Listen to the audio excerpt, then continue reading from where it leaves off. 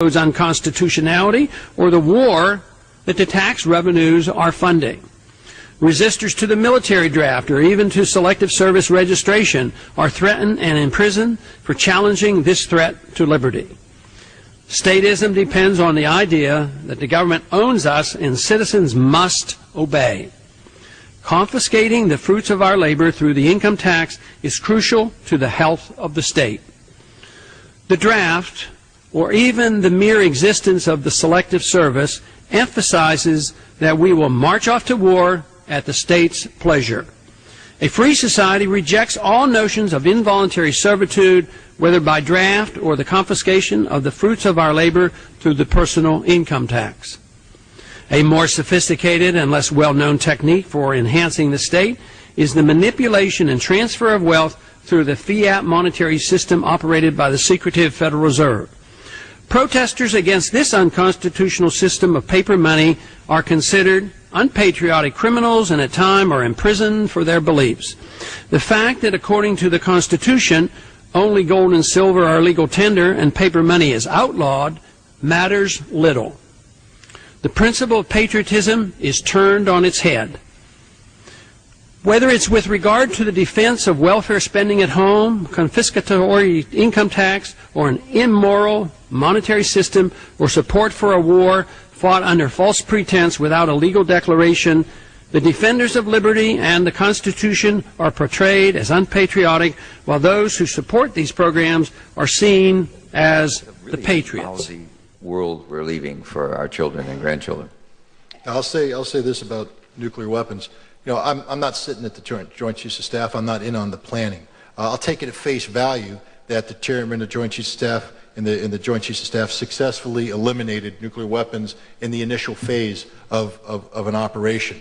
But keep in mind this, that the Bush administration has built a new generation of nuclear weapons that we call usable nukes.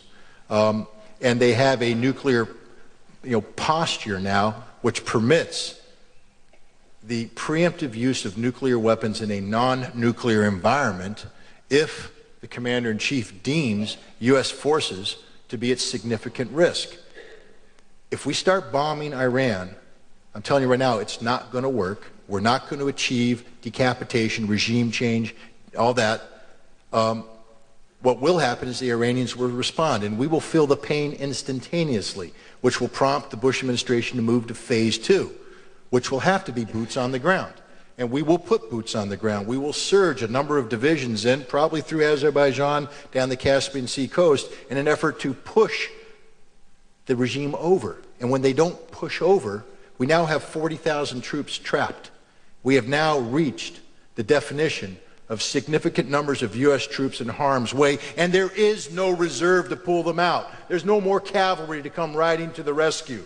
And at that point in time, my concern is that we will use nuclear weapons to break the backbone of Iranian resistance, and it may not work. But what it will do is this, it will unleash the nuclear genie. And so for all those Americans out there tonight who say, you know what, taking on Iran's a good thing. I just told you if we take on Iran, we're going to use nuclear weapons. And if we use nuclear weapons, the genie ain't going back in the bottle until an American city is taken out by an Islamic weapon in retaliation. So tell me, you want to go to war with Iran, pick your city. Pick your city. Tell me which one you want gone. Seattle, LA, Boston, New York, Miami. Pick one, because at least one's going. And that's something we should all think about before we march down this path of insanity that George Bush has us headed on.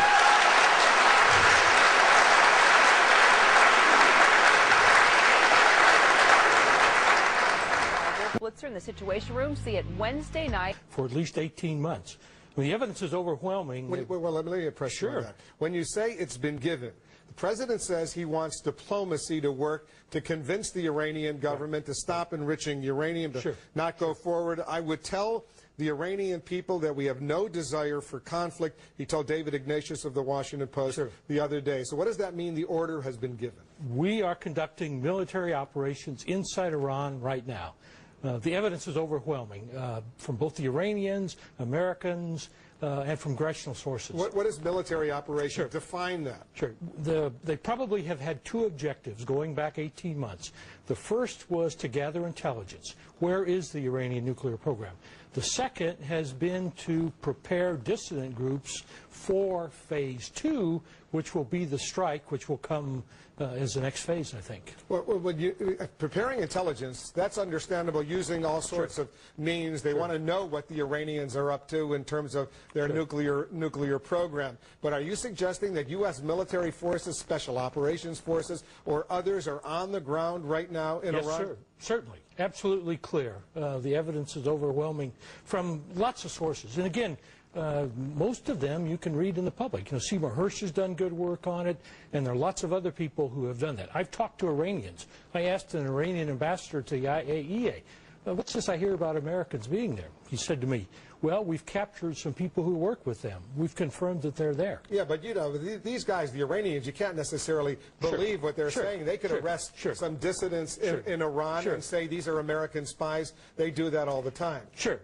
The House Committee on Emerging Threats tried to have a hearing some weeks ago in which they asked the Department of State and Defense to come and answer this question because it's serious enough to be answered without congressional approval, and they didn't come to the hearing.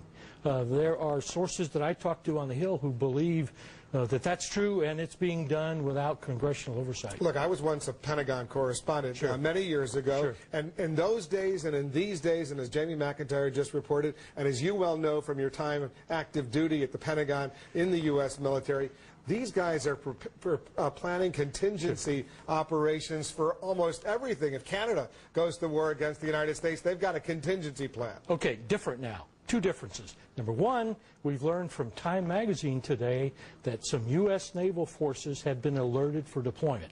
That is a major step. That's first. The second thing is the sources suggest the plan is not in the Pentagon. The plan has gone to the White House. That's not normal planning. When the plan goes to the White House, that means we've gone to a different stage. You think it's possible there's a little psychological warfare being played on Ahmadinejad right now to rattle him, to spread the word, to put out this kind of information, to get him nervous, perhaps a little bit more agreeable to the diplomatic option? It's possible. It's also possible that this path was selected a long time ago. You recall that even before Gulf II, that at a time when the President said, we have no plan, I have no plan on my desk, in the summer of 2002, we began bombing Iraq. Operation Southern Focus. Without congressional approval, without the UN sanctions, we went ahead and began bombing. Well, the argument at that time was if there were violations of the no-fly zone, U.S. warplanes were flying in the north and the south, and there were rockets or anti-aircraft fire going up, they could take those out. Yes, but it was a campaign to begin the war before the war began. And, you know, I'd suggest the evidence is there. And so you see a similar pattern right now. Exactly. We're going to follow this closely. Colonel Sam Gardner, thanks very much. We'll look forward to reading your report that the Century Foundation is putting out as well. And coming up, violence in Iraq. Does the U.S. need more? Will the House come to order? The gentleman from Ohio. Wait, I'm going to go forward. Recognized.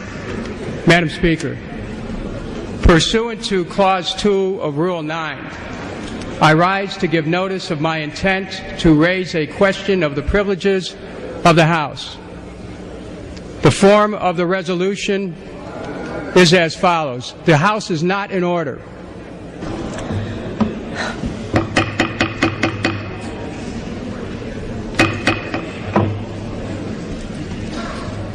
Please proceed.